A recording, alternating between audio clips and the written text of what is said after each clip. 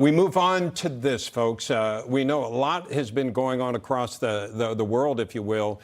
Shocking headlines out of Ukraine, perhaps the worst to date, warning us that an enormous share of the world's grain supply may not be accessible in a very short time. Our next guest wrote an op-ed about this for Newsmax, explaining why. Joining us to discuss, retired Brigadier General in the U.S. Air Force, General Blaine Holt. General Holt, always wonderful to have you with us here on American Agenda. Since you wrote the article, give us your overview of what this problem can, I guess, will mean on a broader scale.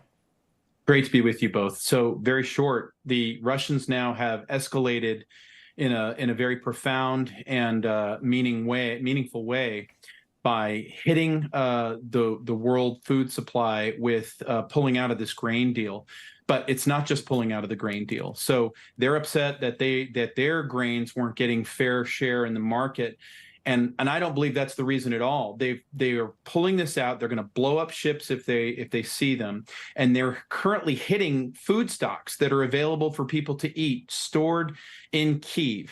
This is not the first time in Russian history that they've used food as a weapon, but now they're doing it on a global scale. You know, I was reminded in my and I wrote about it in my op-ed that in just Nagorno-Karabakh right now, the enclave between Azerbaijan and Armenia, where they're fighting it out, you've got the Azeris blockading the 120,000 people and their so-called Russian peacekeepers that are just watching these people starve. No water, no food.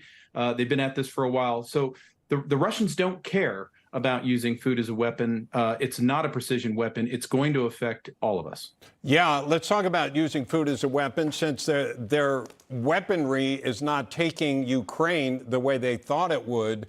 What should our response be? Because we've had economic sanctions on them before. I don't know how valuable that would be at this point, General. Would it be valuable? Yeah, well, the example that I just gave you with this genocide going on is because the Azeris are taking Russian gas and then they're exporting it to Europe, and everybody gets out of the sanctions, and nobody looks at the 30,000 children or the 120,000 people that are imperiled.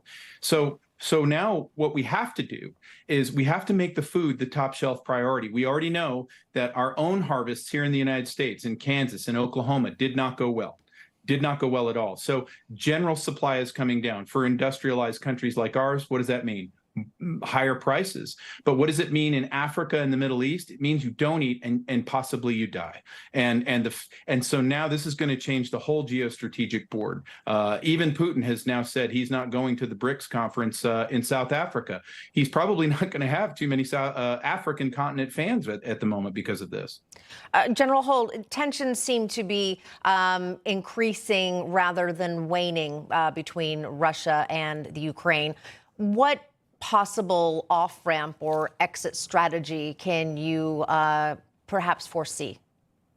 Yep. So if we want an off-ramp, and I haven't seen any signs that we do, you know, Vilnius went through the entire summit without any talk of diplomatic talks, getting this thing piped down. Let's remember, this is a nuclear nation that we're working against. Right now, the Russians are accusing the Polish of conspiring to go in and invade Belarus.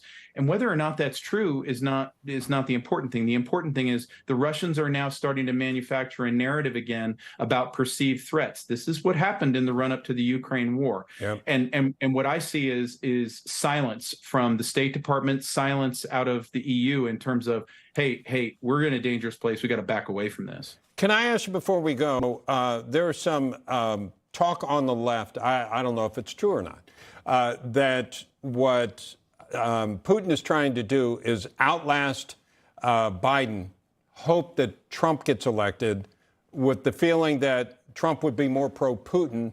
I'm just throwing it out there. I have no insight on that at all, but I respect you and your ideas, so I wanted to get your thoughts on that. Yeah, I would take a counter position to that, only from the supposition that during the Trump administration, the Russians did not invade Ukraine. Nobody basically around the world invaded anybody.